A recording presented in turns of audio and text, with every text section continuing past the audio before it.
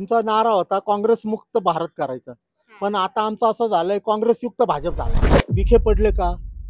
आमच्याच लोकांनी त्यांच्या विरोधात काम केलं. मी नावं नाही घेत. त्याच्यामुळं पडले. विखेंना आजही त्याच्या गोष्टीची त्याची जाणीव नाहीये. हे आमचं दुर्दैव आहे. दुसरी गोष्ट अशी आहे की आमचे जे जुने स्वतःला फार म्हणजे ज्येष्ठ श्रेष्ठ समजतात, त्यांच्या पुढं करतात नाही त्यांच्या बरं का. यांचा DNA काय आहे?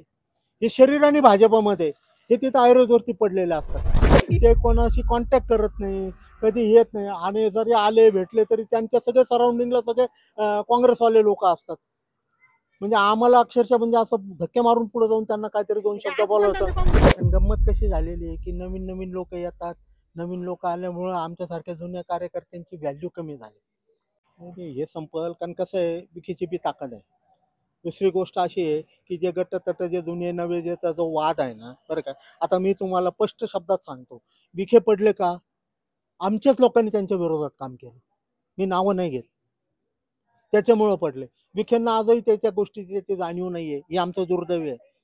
मी खासदारांना कमीत कमी 50 फोन लावले, त्यांना सगळी सिच्युएशन सांगायची, तुम्ही का पडले, कसे पडले, परंतु त्यांनी माझ्याशी कधीच कॉन्टॅक्ट केला नाही. विखे म्हणतात ना, विखे आमच्या जुन्या कार्यकर्त्यांनी फोन करा, ते फोन सुद्धा उचलत नाही. आणि त्यांना पाडण्यामध्ये माहिती आहे का, ते लंके फॅक्टर वगैरे ते सगळं बाजूला राहू द्या. संविधान वगैरे ते सगळं आमच्याच लोकांनी, आमच्या जुन्या लोकांनी आमची किंमतच केलेली नाही. मी स्वतः म्हणजे विखेंना तुम्ही विचारा, मी स्वतः खूप राबलो त्यांच्यासाठी. पण माझ्याबरोबरचे जे जुने कार्यकर्त्यांनी सगळ्यांनी त्यांच्या विरोधात काम केलं म्हणून ते पडले लोकसभेला. ह्याची कोणी दखल घेतली का? ते का पडले, कसे पडले, काय केलं, बरं का. सगळ्यांनी यांनी पैसे घेतले. हे पैसे घेऊन यांनी काय केलं? यांनी आतून लंकेचं काम केलं. दुसरी गोष्ट अशी आहे की आमचे जे जुने स्वतःला फार म्हणजे ज्येष्ठ श्रेष्ठ समजतात, त्यांच्या पुढं करतात नाही त्यांच्या बरं का. यांचा DNA काय आहे? हे शरीर आणि भाजपमध्ये हे तिथं आयुर्वेदवरती पडलेले असतात. आता जे रामदासी म्हणून आहेत आमचे, ते स्वतःला फार ज्येष्ठ समजतात. त्यांनी काय केलं? त्यांना त्या महाराष्ट्र प्रदेशावरती त्यांना घेतलं. त्यांनी स्वतः एक सभासद केला नाही. आणि ज्या बूथमध्ये त्यांची नावं आहेत बरं का, तिथली त्यांना कमिटी सुद्धा करता आलेली नाही. असे लोक तुम्ही मोठे करतात आणि त्यांचं सगळं म्हणजे त्यांची निष्ठा फक्त शरीर आणि भाजपमध्ये निष्ठा तिकडच आहे. आम्हा अशा कार्यकर्त्यांना जर तुम्ही बळ देत असाल, हे करत असाल, आमच्यासारखा जुन्या कार्यकर्ता नाराज होणारच ना. तुम्ही आता जो विखेंचा उल्लेख केला, प्रतिशत भाजप त्यांनी स्वबळावरती आम्ही इलेक्शन लढवली पाहिजे. कारण काय झालेलं माहितीये का, आमचे नवीन कार्यकर्ते जे जॉईन झालेले, काही जुने आमच्यासारखे कार्यकर्ते ज्यांनी वर्षानुवर्ष काम केलं, त्यालाही वाटतो नगरसेवक, मलाही वाटतं. मी आतापर्यंत 3-4 टर्म माझ्या झाले, पण मला पक्षाने कधी तिकीट दिलं नाही. आमची तिकीट विकलीत. म्हणजे जे गांधी आगरकर आहेत ना, त्यांची वरून कुस्ती होती ना आतून दोस्ती होती. हे दोघं मिळून तिकीट विकायचे. मी अगदी परकट सांगतो तुम्हाला. त्याच्यामुळे आम्हाला कधी तिकीट भेटलं नाही. आम्हाला कधी महानगरपालिकेमध्ये आम्हाला नगरसेवक होता आलं नाही बरं का. आमचा कधी त्यांनी विचार सुद्धा केलेला नाही.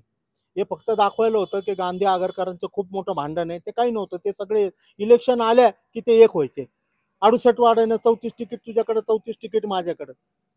आणि ही अक्षरशः तिकीट विकायची. त्याच्यामुळे भाजपची दशा झालेली. आणि आज जी महानगरपालिकेच्या निवडणूक आहेत ना, आता आमच्याकडे आता बरं का, म्हणजे असं बोलायला नाही पाहिजे, आता प्रदेश फोन उचलत नाही, कधी कॉन्टॅक्ट करत नाही, ते कोणाशी कॉन्टॅक्ट करत नाही, कधी येत नाही आणि जरी आले भेटले तरी त्यांच्या सगळे सराउंडिंगला सगळे काँग्रेसवाले लोक असतात.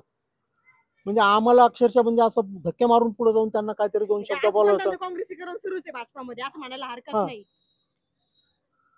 बरं का, बरोबर आहे की नाही? हा भाजपामध्ये आजही त्यांचं काँग्रेसीकरण सुरू आहे, असं म्हणायला हरकत नाही. हा चालत आहे ना मग ते. बरं का, आमचा नारा होता काँग्रेस मुक्त भारत करायचा. पण आता आमचं असं झालंय काँग्रेस युक्त भाजप झालाय. पक्ष नाही, भाजप नाही, तर नगरमध्ये असं म्हणायला हरकत नाही की जुना गट वेगळा आणि विखे गट वेगळा, हा अशी परिस्थिती आहे एकंदरीत. आहे ना, विखेचं आहे त्याच्याकडे बी. आता ते कसे काँग्रेसमधले लोक त्यांचे आता विखेंना बी आम्हाला भेटायचं राह, त्यांना सगळं त्यांनी झाकळून जातात ते काँग्रेसच्या लोकांमुळे. आम्हाला बोलताही येत नाही, आम्हाला आमच्या व्यथा मांडताही येत नाही. ही आमची शोकांतिका आहे. खरे जुने भाजप होते ते साईडलाच राहिले. हा, साईडलाच राहिलो ना आम्ही साईडलाच राहिलो बरं का. आज बी आमच्यात ताकद आहे ना. आज माझं जे आम्ही भोगलं, जे आम्ही केलं बरं का, ह्या लोकांना ते काहीच माहिती नाही.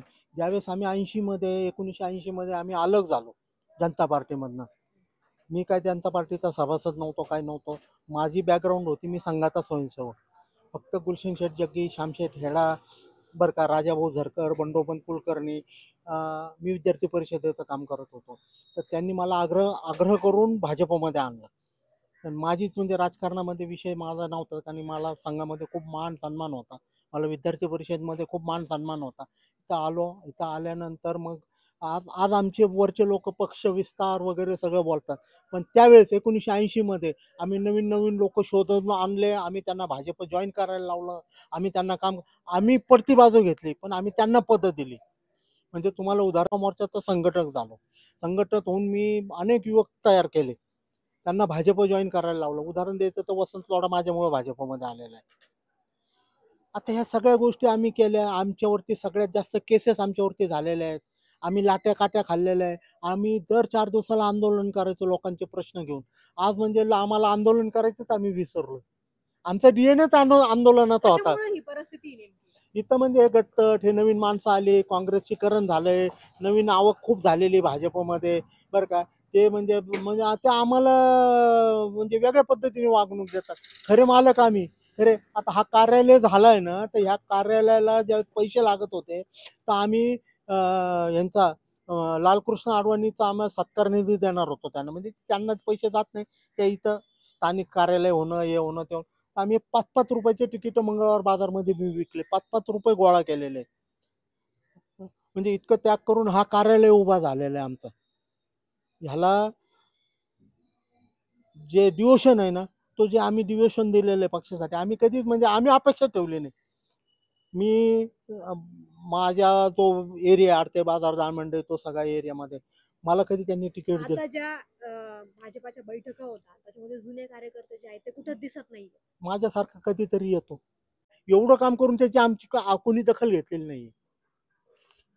आम्ही बैठकीला आलो, बरं का, ते जे असतात ते सगळे तिथले तिथेही असतात.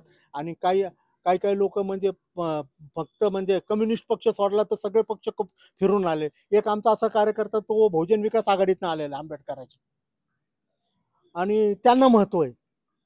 आणि जे तळमळीने काम करतात, हे करतात, पडत्या काळामध्ये कोण होतं?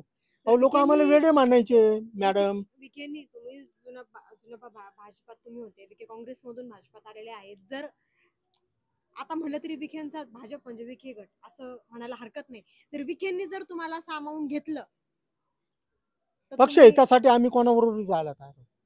विखे काय आणि कोण काय, आम्हाला काय काय त्यांचे आमचे दुश्मनी नाही, काही नाही, काही नाही, बरं का. त्यांचे माझे वैयक्तिक खूप चांगले संबंध आहेत. सुजयदादांशी म्हणा, म्हणजे तुमचे पालकमंत्र्याचे. फोन उचलत नाही ना ते. आता ते फोन उचलत नाही, ही आमची शोकांतिका आहे.